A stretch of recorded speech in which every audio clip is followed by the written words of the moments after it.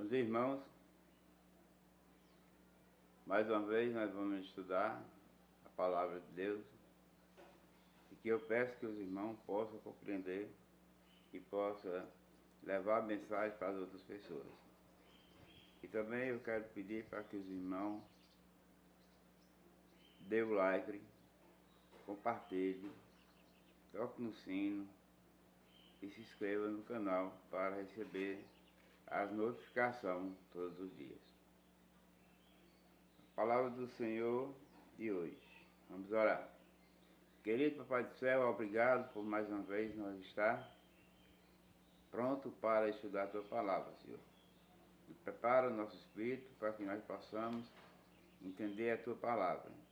Derrama o poder do Teu Santo Espírito sobre cada um de nós e nós possamos, Senhor, ser movidos pelo Santo Espírito. E que nós possamos dedicar a nossa vida ao nosso Senhor Deus. Então nós pedimos essa bênção e te agradecemos no nome do Senhor Jesus. Amém.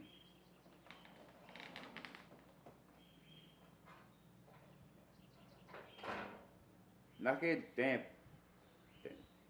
tempo, Jesus chamou os 12 discípulos e deu-lhe o poder para expulsarem os espíritos maus e para curar todo tipo de doença e enfermidade. Esses são os nomes dos 12 apóstolos. Primeiro, Simão, chamado Pedro, André, seu irmão, Tiago, filho de Zebedeu, e o seu irmão João, e Filipe, e Bartolomeu, e Tomé, e Mateus, o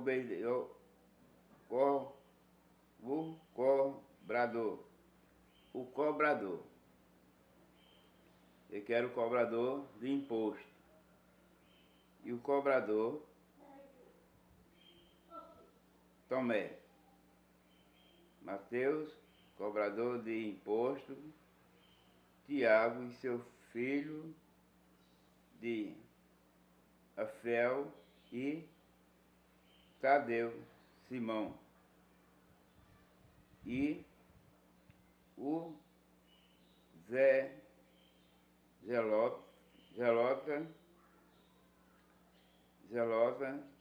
e Judas Iscariote, que foi o traidor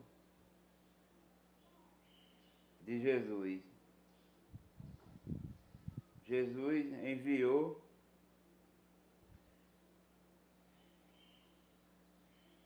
esses 12 com as seguintes recomendações: não devem ir onde mora os pagãos, nem entrar na casa dos samaritanos. Ante as ovelhas perdidas da casa de Israel, em vosso caminho, e anuncie: o reino do céu está próximo. E os mais simples detalhes de palavra de Deus são uma riqueza de sabedoria para a nossa vida, até no modo de descrever a sequência de nomes dos discípulos de Jesus. Nos percebemos a inspiração do autor, segundo para nós transmitir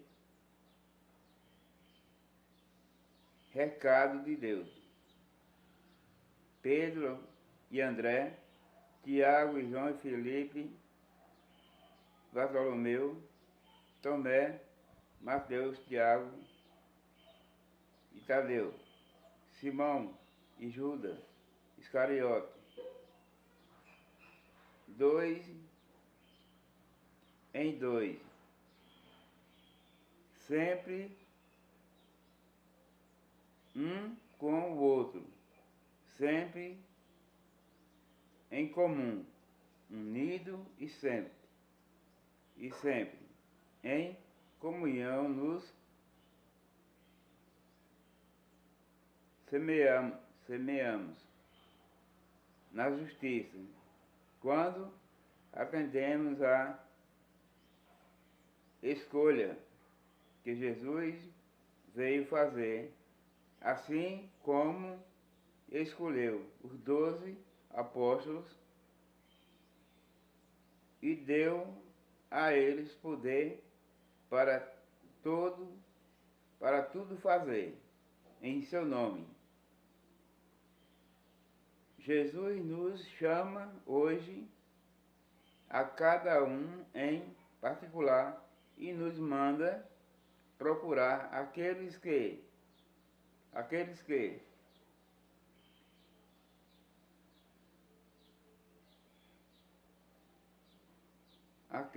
não desgarrar daqueles que estão desgarrados e as ovelhas perdidas, e resgata as que estão extraviadas. Isto é o batizando então foram fora da igreja. Contudo, não podemos caminhar sozinhos na nossa caminhada da vida. Estaremos sempre precisando do outro que nos complemente para possuir algo que não possuímos. Por isso formamos um corpo que se ajusta a si, ajuda quando nos precisamos e nos amamos. Ninguém pode ficar de fora dos projetos de Deus para a edificação do reino dos céus. Aquele que não terá Jesus nos mandar ir 2 em 2 e no mesmo caminho todos nós precisamos anunciar tão somente o que já vivemos o reino dos céus. O céu está próximo. Anunciai que o reino de Deus já está acontecendo, que é tempo de procurar o Senhor. O reino é Jesus, e ele mora no nosso coração. Portanto, ele quem também nos dá poder para, em seu nome, expulsar os demônios maus e curar todo tipo de doença, enfermidade.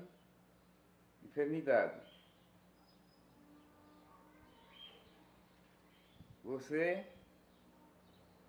antes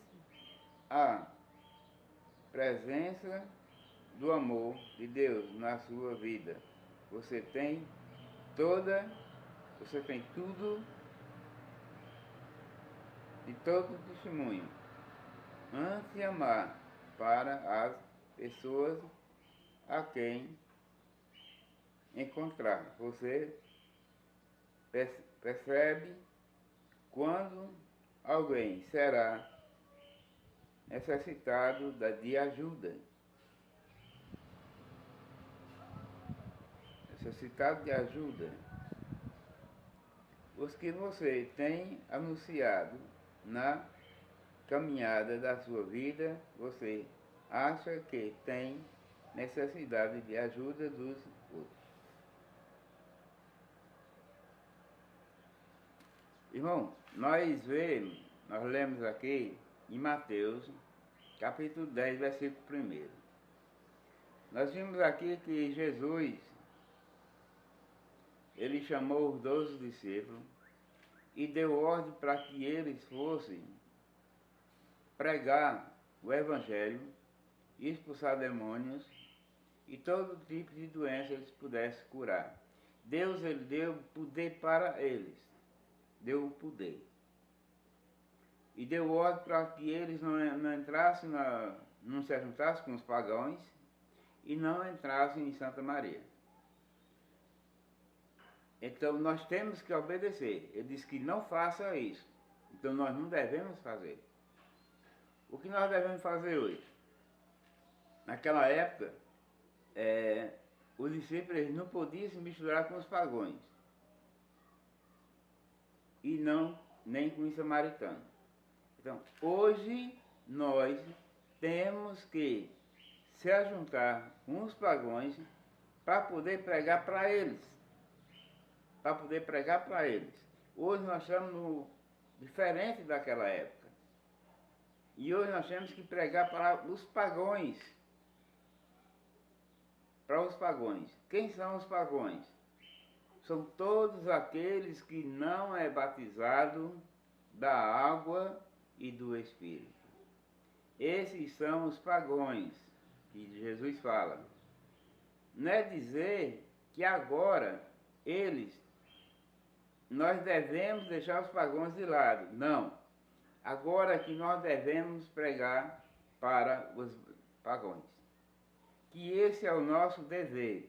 Jesus deixou esse dever, esse trabalho, para nós fazer no nosso dia de hoje. Pregar para as pessoas pagãs. As pessoas pagãs são aquelas pessoas que se batizaram quando era criança, iludido pelos seus pais. Iludido pelos seus pais. Iludido pelos padres. Então, esses são os pagãos. E nós devemos levar o Evangelho para eles. E se nós buscar a Deus, buscar Jesus, o reino de Deus para conosco, Deus, ele dá autoridade para que nós possamos até curar pessoas através de Deus. Através de Deus.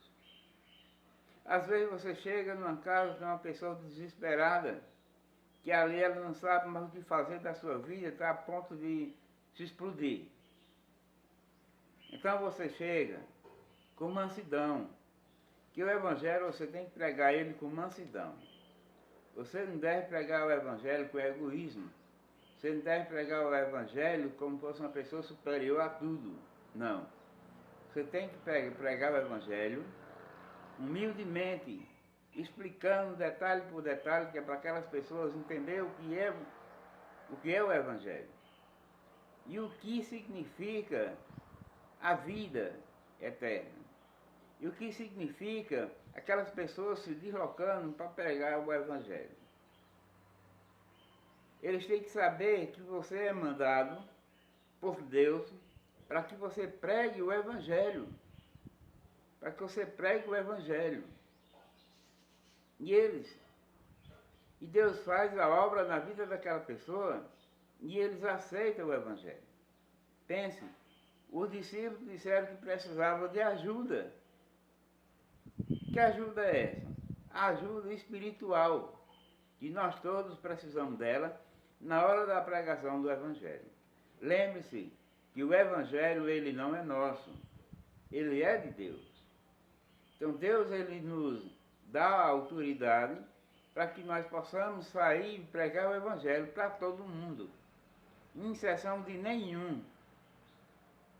Tem pessoas pagãs em outras igrejas? Tem. Tem sim, pagão. Por quê?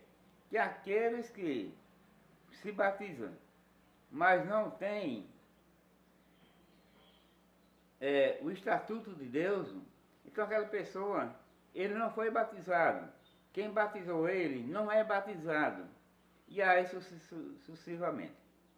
Ninguém é batizado, a não ser aqueles que tenham os princípios de Deus.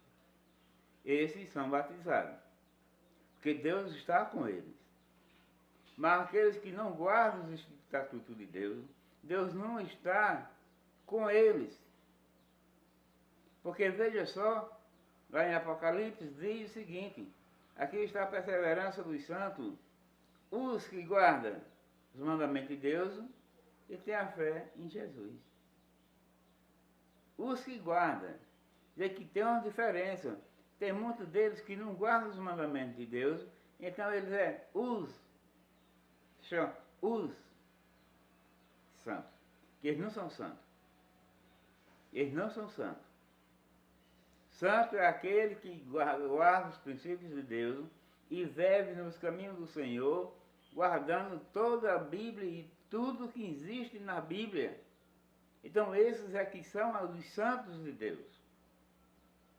Porque Jesus disse: aquele que diminuir um jota um tio, ou aumentar, ele é um mentiroso, ele não tem a verdade. Se diz que se eles vão guardar os princípios de Deus, eles também são mentirosos, não têm os princípios de Deus. Então eles são mentirosos diante de Deus. Então Deus deixa bem explicado para que ninguém se confunda e que as pessoas procurem saber quais são os estatutos de Deus, que eles podem se engajar neles e ali eles procurar servir a Deus realmente de corpo e de alma.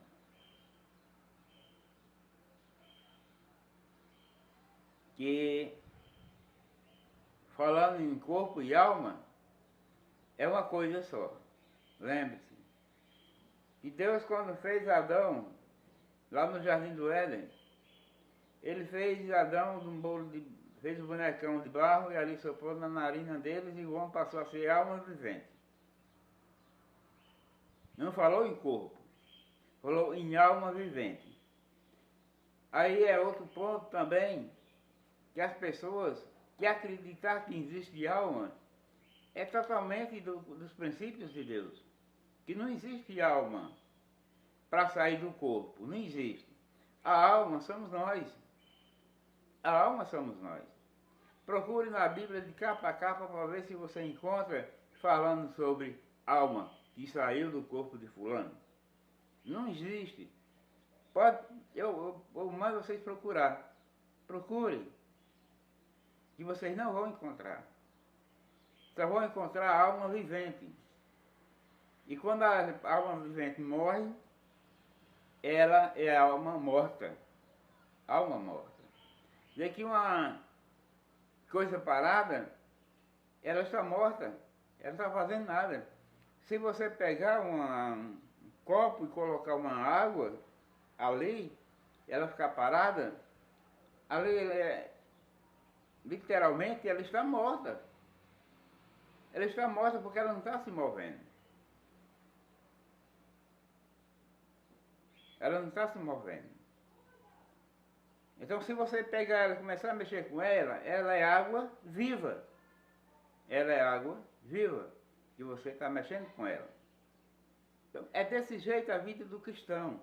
Não adianta nós querer dizer, tampar o sol com a peneira, não adianta. É pregar a verdade. Jesus disse: vão e preguem o Evangelho curando todo tipo de enfermidade e expulsando um demônio. Eu dou autoridade a vocês. Então Deus nos dá autoridade para que nós preguemos o Evangelho para todo mundo. Para todo mundo. Mas você precisa pregar para outras pessoas da outra igreja? Precisa, sim, senhor. Precisa. Porque aquelas pessoas ali, eles são pagãos. As pessoas das outras igrejas, pastor, tudo são pagãos. Por quê? Porque eles não carregam a verdade. Eles carregam a mentira. Por isso, todos eles são pagãos. Todos. Todos são pagãos. E não adianta você questionar com isso, porque não está a verdade. Como é que eu vivo na mentira e vou batizar uma pessoa? Deus não está comigo para abençoar aquela pessoa. Deus não está. Então essa é a verdade. Então procure viver nos caminhos do Senhor e pregue a verdade, que aí você será uma pessoa santa, uma pessoa dos princípios de Deus. Então, nesse momento, com esse intuito da santidade, vamos orar a Deus, para que Deus nos abençoe. Senhor nosso Deus, obrigado ao Pai por mais uma vez nós estar prontos para estudar a Tua Palavra. Senhor.